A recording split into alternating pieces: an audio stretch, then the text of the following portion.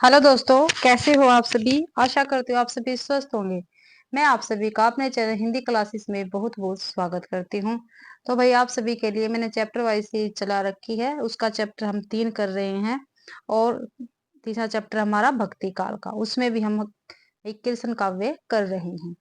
ठीक है, संत काव्य हो गया, सूफी काव्य हो गया, राम काव्य हमारा कंप्लीट हो गया है। अब हम कीर्तन काव्य कर रहे हैं। आज कीर्तन काव्य की हमारी तीसरी क्लास रहेगी भाई। तो आज की अपनी क्लास का क्वेश्चन है, निम्नलिखित में से कौन अष्टशाप का कवि है।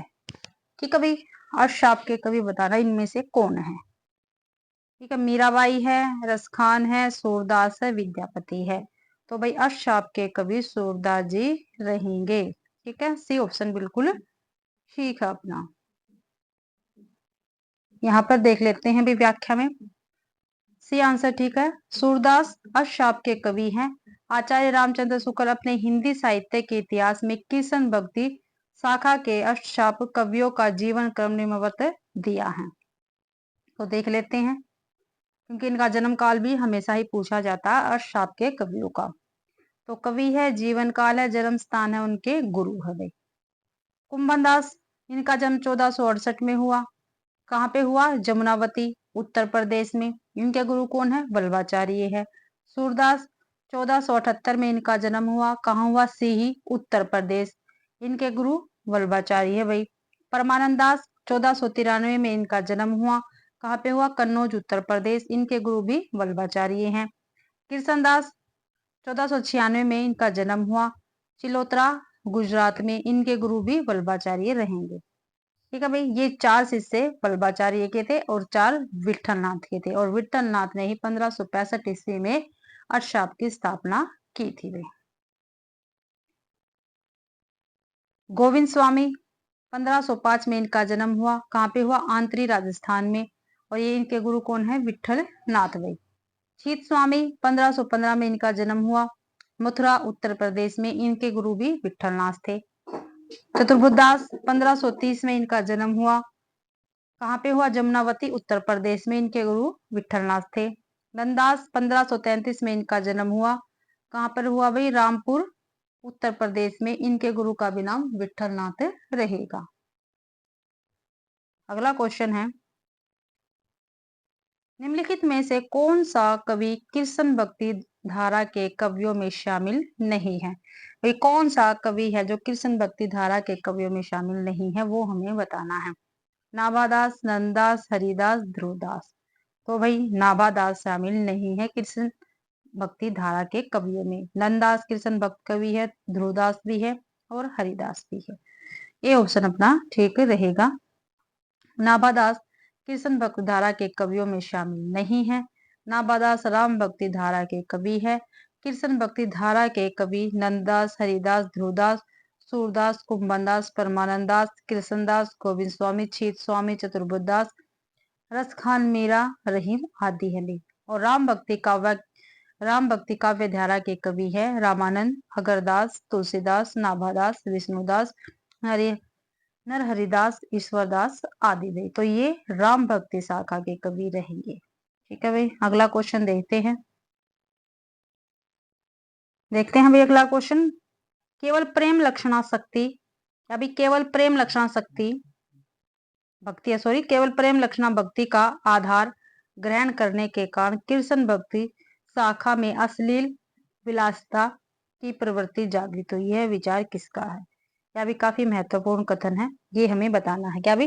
केवल प्रेम लक्षणा भक्ति का आधार ग्रहण करने के कारण कृष्ण भक्त शाखा में अश्लील विलासिता की प्रवृत्ति जागृत हुई। यह विचार बताना भी किसका है? जॉर्ज ग्रियर्सन का है, मिश्र बंधु का है, रामचंद्र शुक्ल का है या राम कुमार वर्मा का है?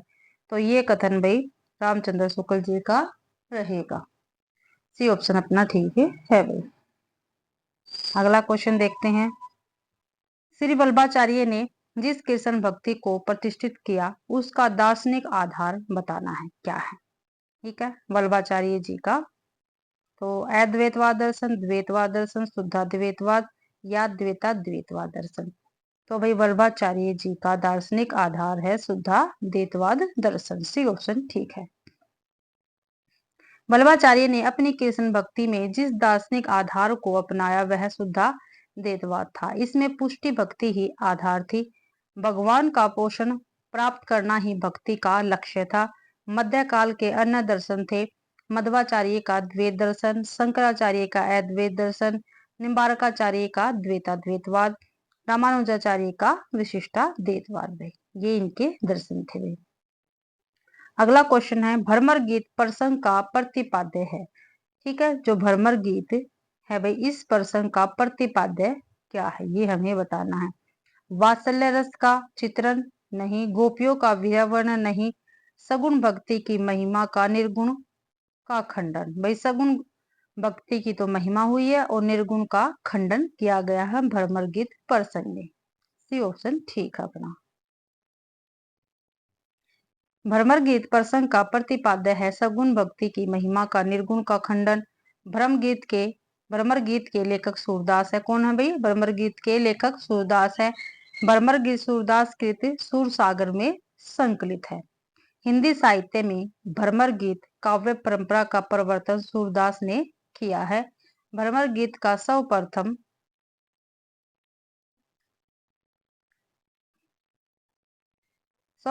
एक पूर्ण प्रसंग के रूप में वर्ण श्रीमद् भागवत के दशम स्कंद के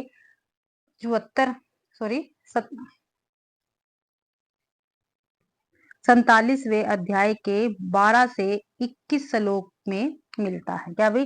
देखो जो ये है हमारे पास भ्रमर गीत, इसका एक पूर्ण प्रसंग के रूप में वर्णन कहाँ पे मिलता है? श्रीमद् भागवत के दशम स्कंद, पूछा जाता है दशम स्कंद के 47वें अध्याय के 12 से 21 श्लोक में मिलता है। सूरदास की प्रमुख 3 रचनाएं हैं सूरसागर, सुरसारावली और साहित्य लहरी।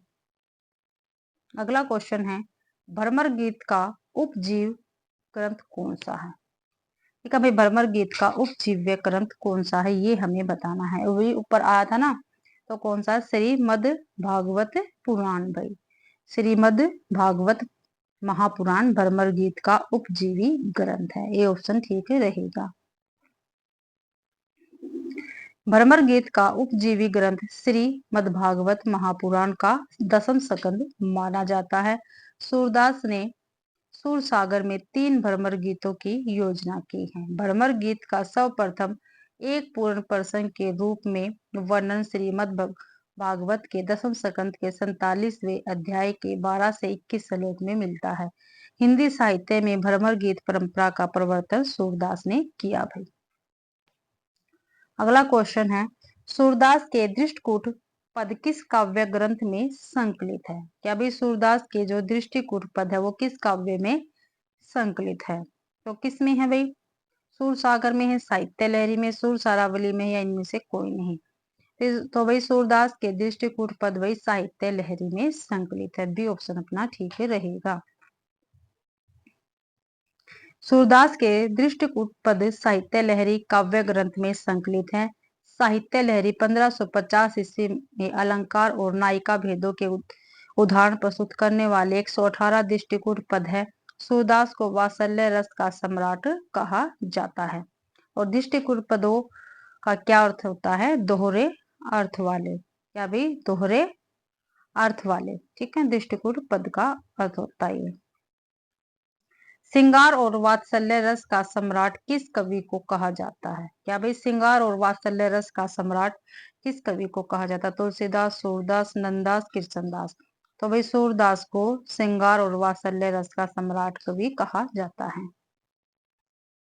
अगला क्वेश्चन है कृष्ण भक्ति शाखा के प्रतिनिधि कवि सूरदास को व्याख्या है वात्सल्य रस का सम्राट कहा जाता है। आचार्य रामचंद्र शुक्ल ने तुलसीदास को अनुप्रास का बादशाह भी कहा है। नंददास को जड़िया कवि भी कहा है। किसने कहा? रामचंद्र शुक्ल जी ने कहा नंददास को जड़िया कवि और तुलसीदास को अनुप्रास का बादशाह। ठीक है, अगला क्वेश्चन है गौड़ीय संप्रदाय के प्रवर्तक आचार्य थे। तो कौन थे भी गौड़ीय संप्रदाय के प्रवर्तक आचार्य? वल्लभाचार्य, मध्वाचार्य, चैतन्य महाप्रभु, स्वामी हरिदास। तो चैतन्य महाप्रभु थे भाई गौड़ीय संप्रदाय के प्रवर्तक। सी ऑप्शन अपना ठीक है। गौड़ीय संप्रदाय के प्रवर्तक आचार्य चैतन्य महाप्रभु थे। प्रमुख संप्रदाय एवं उनके प्रवर्तक इस प्रकार है। प्रवर्तक संप्रदाय और संबंध दार्शनिक मत। वल्लभाचार्य रुद्र संप्रदाय से थे और इनका दार्शनिक मत क्या था? शुद्धा द्वैतवाद। मध्वाचार्य ब्रह्म संप्रदाय से थे, इनका दार्शनिक मत क्या था? द्वैतवाद। चैतन्य महाप्रभु गौड़ीय संप्रदाय से थे, इनका दार्शनिक मत था अचिंतन्य भेदा भेदवाद। स्वामी हरिदास सखी संप्रदाय से संबंधित थे वे।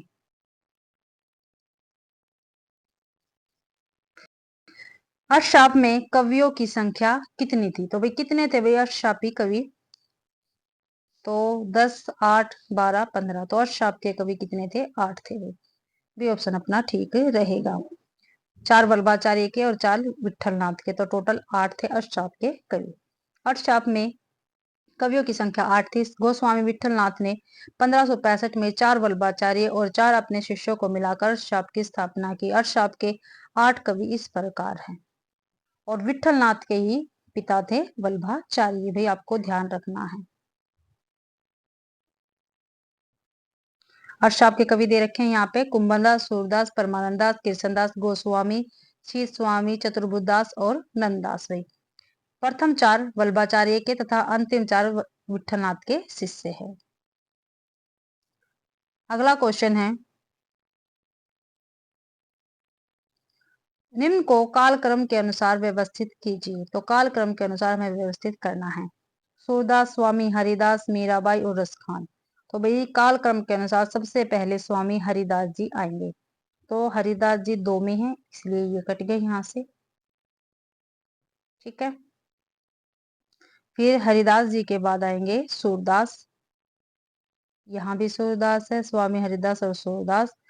फिर है भाई मीराबाई, ठीक है, और रसखान। तो अपना डी ऑप्शन ठीक रहेगा।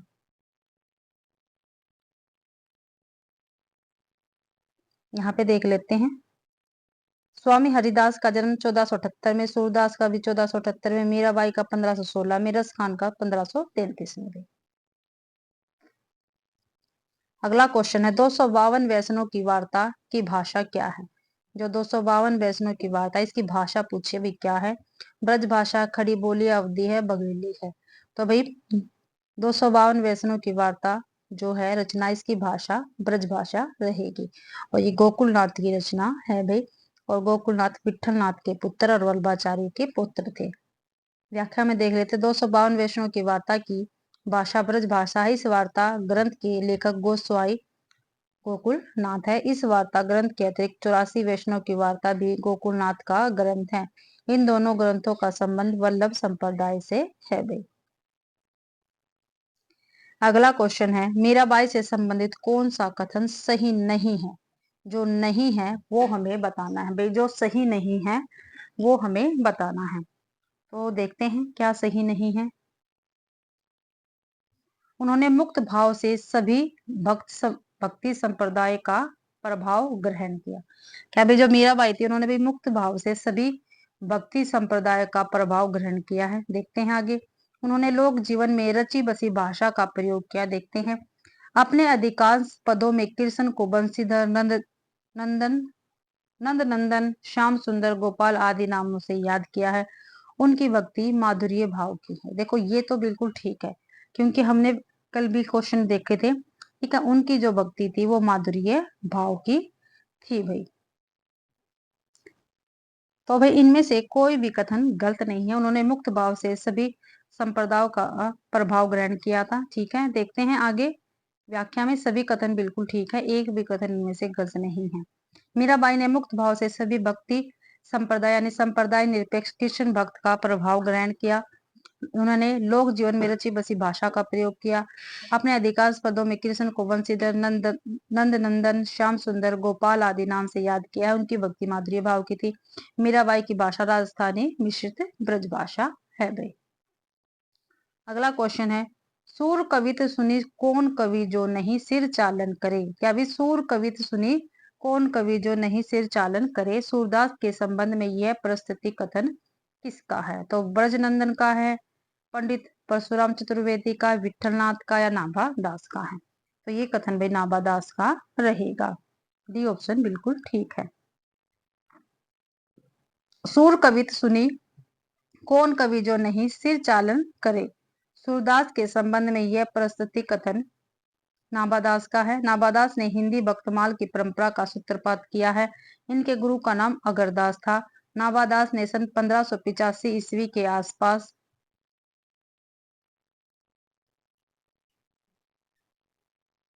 ब्रजभाषा में भक्तमाल की रचना की। भक्तमाल में 200 कवियों का जीवन व्रत और उनकी भक्ति की महिमा सूचक बातों को 316 छप्पों में लिखा गया है भाई। 645वां क्वेश्चन, निम्नलिखित में से विठलनाथ के शिष्य हैं। इनमें से भी विठलनाथ के शिष्य बताने हैं कौन है। कृष्णदास है, नंददास है, कुंभनदास है, परमानंद दास है। तो भाई नंददास जो है विठलनाथ के शिष्य रहेंगे। बी ऑप्शन अपना ठीक है। विठलनाथ के शिष्य नंददास है। इनके अन्य शिष्य छीत स्वामी, गोविंद स्वामी, चतुर्बुद्ध दास है। ठीक है, ये 4 शिष्य विठलनाथ के हैं। नंददास, छीत स्वामी, गोविंद स्वामी, चतुर्बुद्ध दास। कृष्णदास, कुंभनदास, सूरदास, परमानंद दास ये वल्लभाचार्य के शिष्य हैं। इन सभी को अष्टशाप का कवि कहा जाता है। अष्टशाप की स्थापना 1565 ईस्वी में विठलनाथ ने की थी। ये वल्लभ संप्रदाय का साहित्यिक रूप है भाई। अगला क्वेश्चन है, निम्नलिखित में से वल्लभाचार्य के शिष्यों के संबंध में कौन सा कथन असत्य है। भाई कौन सा कथन इनमें से असत्य है वो हमें बताना है। ठीक है, वल्लभाचार्य के शिष्यों के बारे में बताया है। कुंभन तथा कृष्णदास असत्य हो बताना है। सूरदास तथा परमानंदास, नंददास तथा चतुर्बुदास, सूरदास तथा कृष्णदास। तो भाई नंददास तथा चतुर्बुदास ये क्या है, वल्लभाचार्य के शिष्य नहीं थे, ये गलत है भाई। सी ऑप्शन ठीक रहेगा। वल्लभाचार्य के शिष्यों के संबंध में नंददास तथा चतुर्बुदास कथन असत्य है। कुंभनदास, सूरदास, परमानंदास तथा कृष्णदास ये वल्लभाचार्य के शिष्य हैं, जबकि नंददास तथा चतुर्बुदास गोविंद स्वामी, क्षीर स्वामी, विठलनाथ के शिष्य में आते हैं। ये सभी अष्टशाप के कवि है भाई। अगला क्वेश्चन है, हम तो दुहु भांति फल पायो, जो ब्रजनाथ मिले तो निको नातक रू जस गायो। क्या भी, हम तो दुहु भांति फल पायो, जो ब्रजनाथ मिले तो निको नातरू जस गायो। उपयुक्त पंक्तियों में डैश डैश है। क्या है भी, व्यंग्य है, अत पर अत परता है, अतर परता है भाई, आत्म समाधान है, कटाक्ष या विनोद है। तो भाई इसमें आत्म समाधान है। सी ऑप्शन ठीक है। आंसर ठीक सी रहेगा। हम तो दुहु भांति फल पायो, जो ब्रजनाथ मिले तो निको नातरू जस गायो। उपयुक्त पंक्तियों में आत्म समाधान है। यह पंक्ति सूरदास जी द्वारा रचित सूर सागर में संकलित भ्रमर गीत से है। सूरदास द्वारा रचित 25 ग्रंथ बताए जाते हैं, जिसमें 3 ही उपलब्ध है, सूर सागर, सूर सारावली और साहित्यिक लहरी में। अगला क्वेश्चन है, सूरदास कृत सूर सागर का उपजीव भागवत महापुराण का 10वां स्कंद है। हिंदी साहित्य में भ्रमर गीत काव्य परंपरा का प्रवर्तन सूरदास ने किया। भ्रमर गीत में कुल 700 पद है। भ्रमर गीत को पालम काव्य भी कहते हैं। सूर सारावली में 1107 छंद है। इसकी रचना संसार को होली का रूपक मानकर की गई है। साहित्य लहरी में अलंकार और नायिका भेदों के उदाहरण प्रस्तुत करने वाले 118 दृष्टिकूट पद है। कितने भाई, साहित्य लहरी में 118 दृष्टिकूट पद है। सूरदास को वात्सल्य रस का सम्राट माना जाता है। सूरदास की रचनाओं का सर्वप्रथम संपादन कलकत्ता में 1841 में राग कल्पद्रुम नाम से हुआ था भाई। अगला क्वेश्चन है, सूर सागर की रचना का आधार डैश डैश है। तो भाई सूर सागर की रचना का आधार क्या है। गर्ग संहिता है, महाभारत है, विष्णु पुराण है, श्रीमद् भागवत है या ब्राह्मण वैवर्तन पुराण है। तो सूरदास के सूर सागर की रचना का आधार श्रीमद् भागवत का 10वां स्कंद है। सूर सागर में 4936 पद तथा 12 स्कंद है। कितने भी, 4936 पद है और 12 स्कंद है। हिंदी साहित्य में भ्रमर गीत काव्य परंपरा का प्रवर्तन सूरदास ने किया। सूरदास की रचनाएं हैं सूर सागर, सूर सारावली और साहित्य लहरी। अगला क्वेश्चन है, कृष्ण भक्त काव्य के संदर्भ में इनमें से कौन सा कथन असत्य है। जो असत्य है वो हमें बताना। कृष्ण भक्ति काव्य के संदर्भ में भक्त कृपा की प्राप्ति के लिए सूर की भक्ति पद्धतियों में अनुग्रह का प्राधान्य है। नंददास ने भंवर गीत नामक ग्रंथ की रचना की थी। राधा वल्लभ संप्रदाय में राधा का स्थान गौण तथा कृष्ण का स्थान प्रधान तथा उच्च माना गया है। भाई असत्य बताने हैं। ठीक है। सखी संप्रदाय का परिवर्तन स्वामी हरिदास ने किया था। भाई ठीक है। देखो ये भी ठीक है, ये भी ठीक है और ये भी ठीक है। जो राधा वल्लभ संप्रदाय था उसमें राधा का स्थान गौण नहीं था भाई, क्योंकि राधा संप्रदाय में पहले राधा की ही पूजा होती है। तो सी ऑप्शन अपना ठीक रहेगा, क्योंकि इसमें गलत पूछा था। ठीक है, असत्य पूछा था, असत्य इसमें से सी है और सभी ठीक है। अगला क्वेश्चन है, राधा वल्लभ संप्रदाय में राधा का स्थान गौण तथा कृष्ण का स्थान प्रधान तथा उच्च माना गया। यह कथन कृष्ण भक्ति काव्य के संदर्भ में असत्य है। भगवत कृपा की प्राप्ति के लिए सूर की भक्ति पद्धति में अनुग्रह का प्राधान्य है। नंददास ने भंवर गीत नामक ग्रंथ की रचना की थी। सखी संप्रदाय का प्रवर्तन स्वामी हरिदास द्वारा किया गया था। राधा वल्लभ संप्रदाय राधा का स्थान प्रथम तथा उच्च है एवं कृष्ण का स्थान गौड़ है। अगला क्वेश्चन है, साहित्य लहरी के रचयिता कौन है? तो साहित्य लहरी के रचयिता कौन है भाई? नंददास है, चतुर्बुद्धदास है, सूरदास है, कृष्णदास है। तो साहित्य लहरी के रचनाकार है सूरदास। भाई सी ऑप्शन अपना बिल्कुल ठीक रहेगा। साहित्य लहरी के रचनाकार सूरदास है। साहित्य लहरी 1550 ईस्वी में अलंकार और नायिका भेदों का उदाहरण प्रस्तुत करने वाले 118 दृष्टिकूट पद है। किसमें है भाई? साहित्य लहरी में है। ठीक है। और दृष्टिकूट पद क्या प्रस्तुत करते हैं? अलंकार और नायिका भेदों का उदाहरण दे। इनकी अन्य कृतियां हैं सूरदास और सूर सारावली। ये सूरदास की रचना रहेंगी। अगला क्वेश्चन है, काहे को रोकल मार्ग सुधो सुनहु मधुप निर्गुण कंटक ते राजपंथ क्यों रुधो। इस काव्य पंथी में राजपंथ का प्रयोग किसके लिए किया गया है? ठीक है। तो किसके लिए किया गया भाई? साधना मार्ग के लिए, ज्ञान मार्ग के लिए, भक्ति मार्ग के लिए या योग मार्ग के लिए? तो भक्ति मार्ग के लिए यहाँ पर राजपंथ का प्रयोग किया गया है। सी ऑप्शन ठीक है।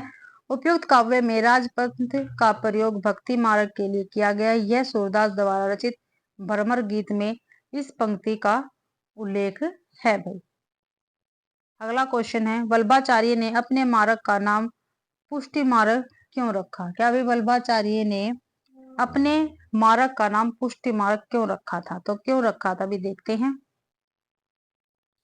क्योंकि भक्ति की ओर जीव की प्रवृत्ति तभी होती है जब भगवान का अनुग्रह होता है। क्योंकि इसके भी है, क्योंकि इससे जीव सांसारिक सुखों की प्राप्ति करते हैं। क्योंकि यह प्रेम लक्षणा भक्ति है। क्योंकि जीव वेद विधियों का अनुसरण करके सर्वलोक प्राप्त करते हैं। तो हमें क्या बताना है भाई? वल्लभाचार्य ने अपने मार्ग का नाम पुष्टि मार्ग क्यों रखा था? तो भाई क्यों रखा था? क्योंकि भक्ति की ओर जीव की प्रवृत्ति तभी होती है जब भगवान का अनुग्रह होता है। तो ये ऑप्शन अपना बिल्कुल ठीक रहेगा। व्याख्या देख लेते हैं। ये ऑप्शन बिल्कुल ठीक है। वल्लभाचार्य ने अपने मार्ग का नाम पुष्टि मार्ग रखा क्योंकि भक्ति की ओर जीव की प्रवृत्ति तभी होती है जब भगवान का अनुग्रह होता है। इन्होंने जीव के 3 रूप बताए हैं। कौन कौन से बताए हैं? एक है पुष्टि जीव, जो भगवान के अनुग्रह पर निर्भर रहते हैं, उन्हें नित्य लीला में प्रवेश के अधिकार बनते हैं। मर्यादा जीव, जो वेदांत विधियों का अनुसरण करते हुए भिन्न भिन्न लोक प्राप्त करते हैं। प्रवाह जीव, जो जगत प्रपंच में ही निमग्न रहते हुए सांसारिक सुखों की प्राप्ति हेतु सतत चेष्टारत रहते हैं। अगला क्वेश्चन है, सूरदास के किस ग्रंथ में अलंकारों और नायिका भेदों के उदाहरण प्रस्तुत करने वाले कूट पद है? तो किसमें है? सूर सागर में है, सारावली में है, सूर सागर सारावली है, साहित्य लहरी। तो डी ऑप्शन अपना ठीक रहेगा, साहित्य लहरी भाई। सूर सागर के साहित्य लहरी में अलंकारों और नायिका भेदों के उदाहरण प्रस्तुत करने वाले कूट पद लिखे हैं। इसमें 118 दृष्टिकूट पद है। सूर सागर को श्रृंगार और वात्सल्य का सम्राट माना गया है। इनके द्वारा रचित अन्य कृतियां हैं सूर सागर तथा सूर सारावली। 654वां क्वेश्चन है, गोपियों की वचन वक्रता का मनोहारी चित्रण सूरसागर के किस अंश में मिलता है? क्या भाई गोपियों की वचन वक्रता का मनोहारी चित्रण सूरसागर के किस अंश में मिलता है?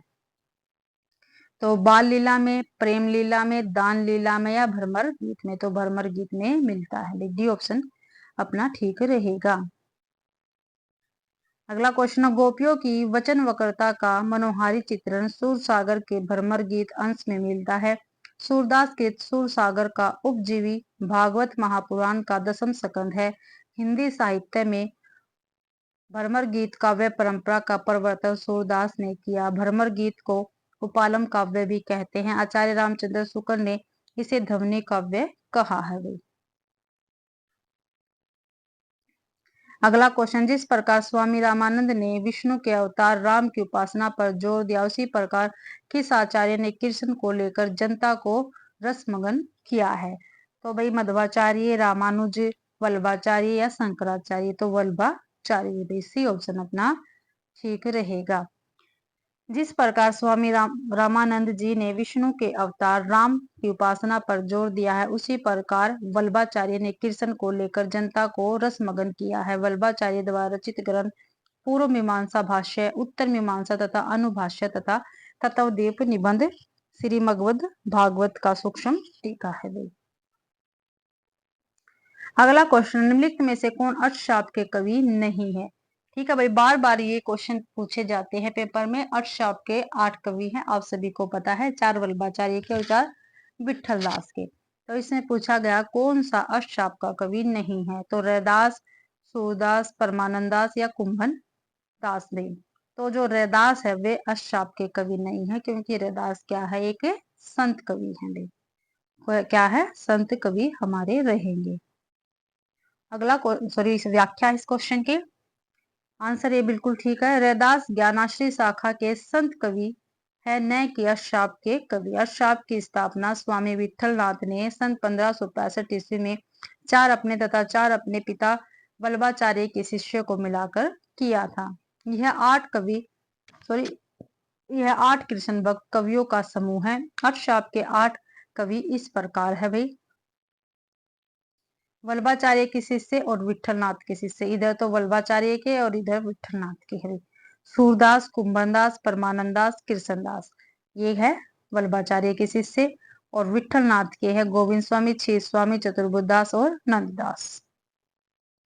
अगला क्वेश्चन है, काग के भाग बड़े सजनी हरी हाथ सो ले गयो माखन रोटी? क्या भाई?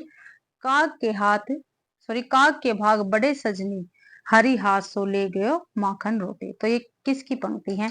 परमानंद दास की, सूरदास की, रसखान की या नंददास की है?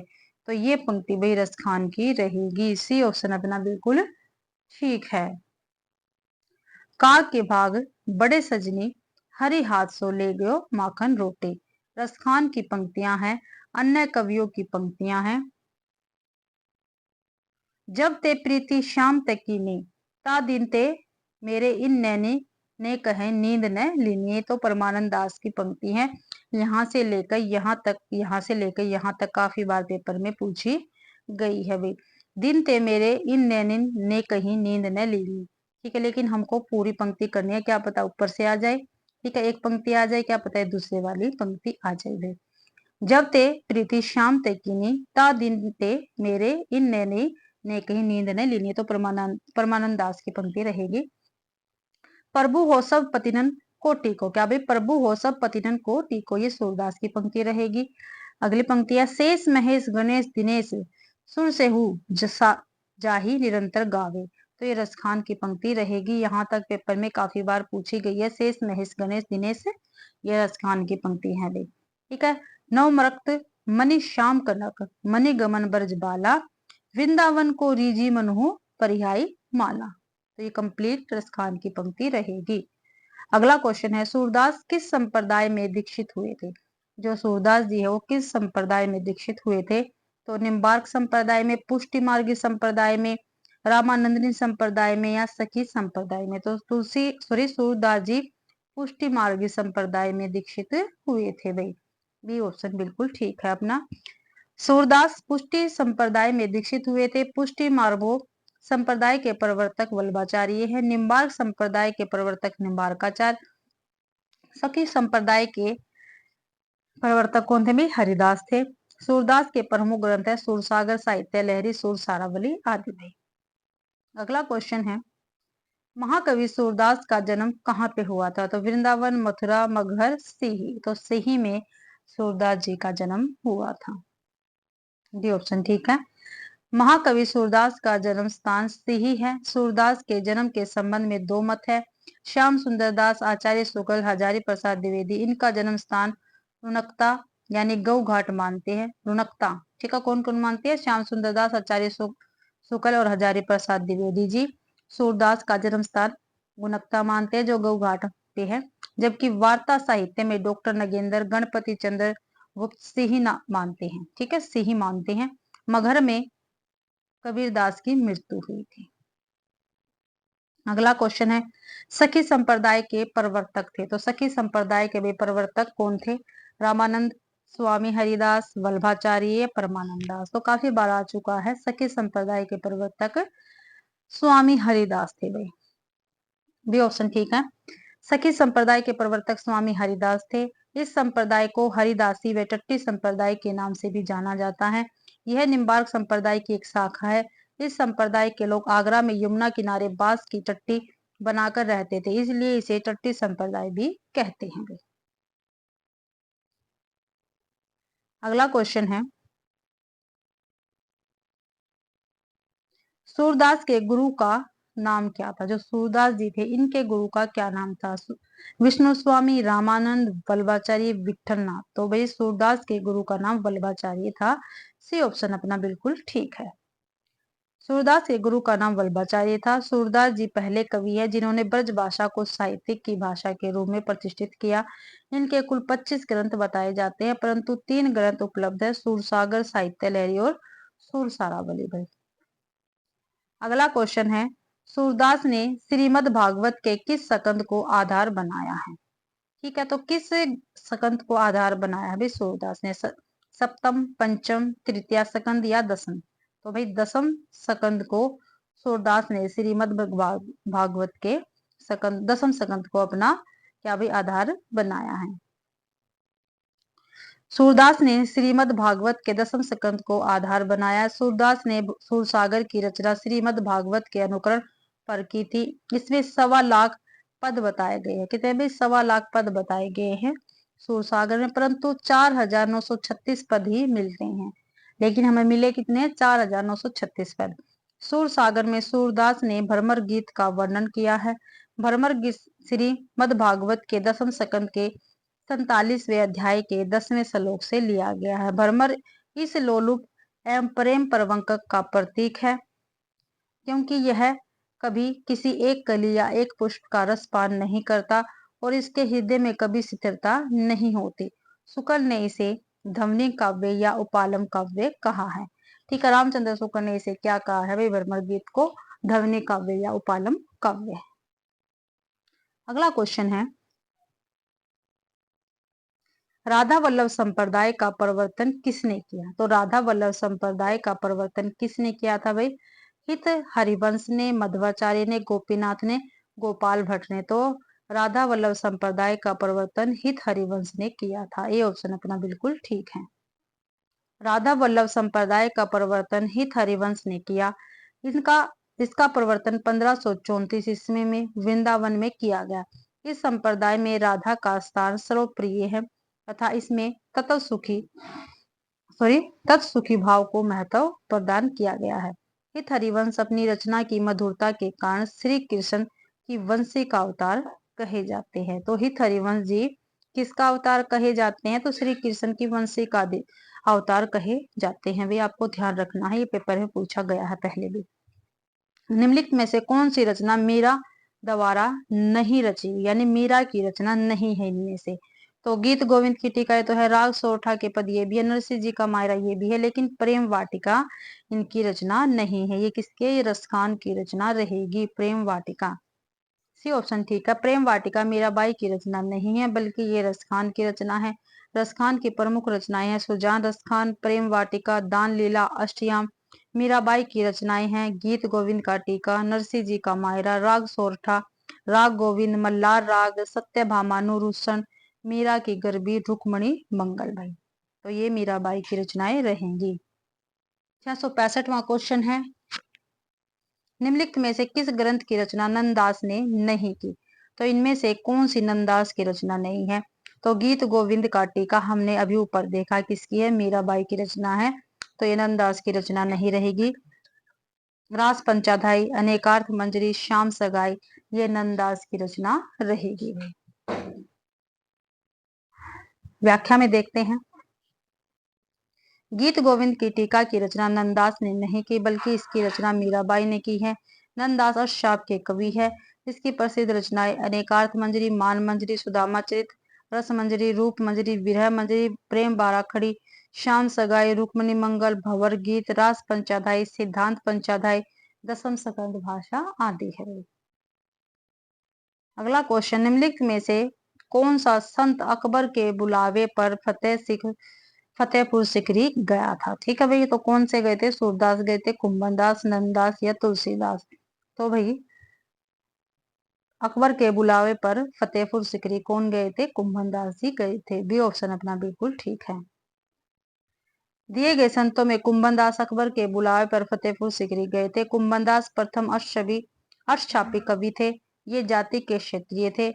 वे सन 1952 ईस्वी में वल्लभाचार्य से दीक्षा ग्रहण किए थे। ठीक है, फतेहपुर सिकरी जाने के अफसोस पर इन्होंने लिखा था, और ये पंक्ति काफी बार पेपर में आती है भाई।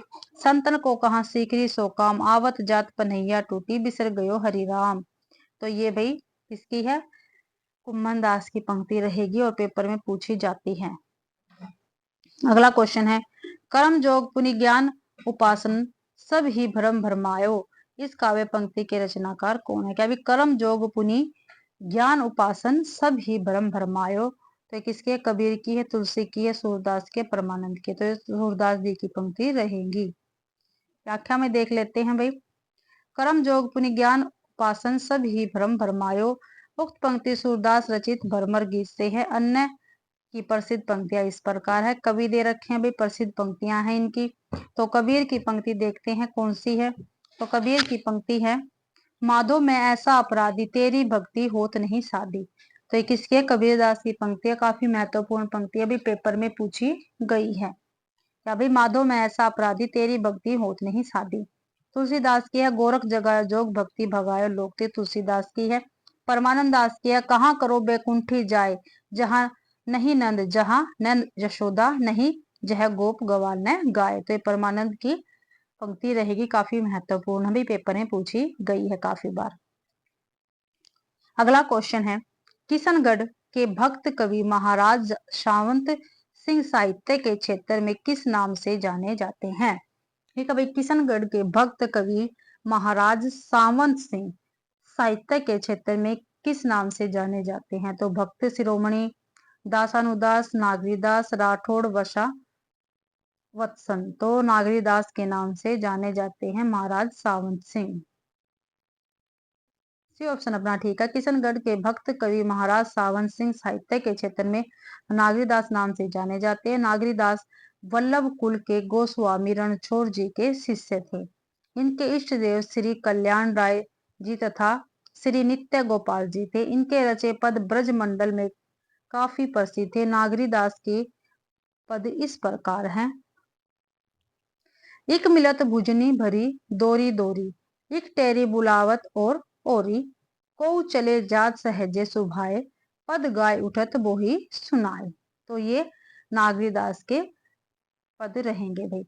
अगला क्वेश्चन है, सूर सागर का सबसे मर्म स्पर्शी और वाग्यद्य पूर्ण अंश कौन सा है? तो कौन सा भी सूर सागर का सबसे मर्म स्पर्शी और वाग्यद्य पूर्ण अंश कौन सा है? तो संयोग श्रृंगार है, बाल वर्णन है, प्रकृति वर्णन है, या भरमर गीत है?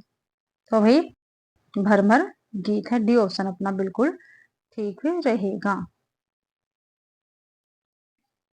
व्याख्या देखते हैं, डी ऑप्शन बिल्कुल ठीक है। सूर सागर का सबसे मर्म स्पर्शी और वाग्यद्य पूर्ण अंश भरमर गीत है। हजारी प्रसाद द्विवेदी ने लिखा है। सूरदास ही ब्रज भाषा के प्रथम कवि है और लीला गान का महान समुद्र सूर सागर ही उनका प्रथम काव्य है। ठीक है, ये किसने कहा? हजारी प्रसाद द्विवेदी ने कहा है सूरदास के विषय में। सूर सागर का उपजीव्य भागवत महापुराण का दसम स्कंद है। हिंदी साहित्य में भ्रमर गीत काव्य परंपरा का प्रवर्तन सूरदास ने किया भाई। और अगला क्वेश्चन है, और सब गड़िया नंददास जड़िया उक्ति में नंददास की किस विशेषता की ओर संकेत किया है? तो नंददास का चिंतक रूप है, नंददास की तार्किकता है, नंददास शब्द प्रयोग है, नंददास का व्यवहार है। तो भाई नंददास शब्द प्रयोग। ठीक है, सी ऑप्शन बिल्कुल ठीक रहेगा। व्याख्या में देख लेते हैं। और सब गड़िया नंददास जड़िया, इस उक्ति में नंददास के शब्द का प्रयोग विशेषता की ओर संकेत किया गया है। अष्टाव के कवियों में नंददास का स्थान काव्य सौष्ठव और भाषा की प्राचीनता में सूरदास के बाद आता है। इनकी प्रमुख रचनाएं हैं अनेकार्थ मंजरी, मान मंजरी, सुदामा चरित्र, रस मंजरी, रूप मंजरी, विरह विरह मंजरी, प्रेम बाराखड़ी, श्याम सगाई, रुक्मणी मंगल, भंवर गीत, रास पंचादाय, सिद्धांत पंचादाय और दसम स्कंद भाई। ठीक है, तो ये किसकी थी? नंददास जी की रचनाएं हैं। और नंददास को ही और सब गड़िया नंददास जड़िया ये किसने कहा है? ये रामचंद्र शुक्ल जी ने कहा है। तो इसी के साथ भाई आज की अपनी क्लास कंप्लीट होती है। 40 क्वेश्चन मैंने आपको करवा दिए हैं।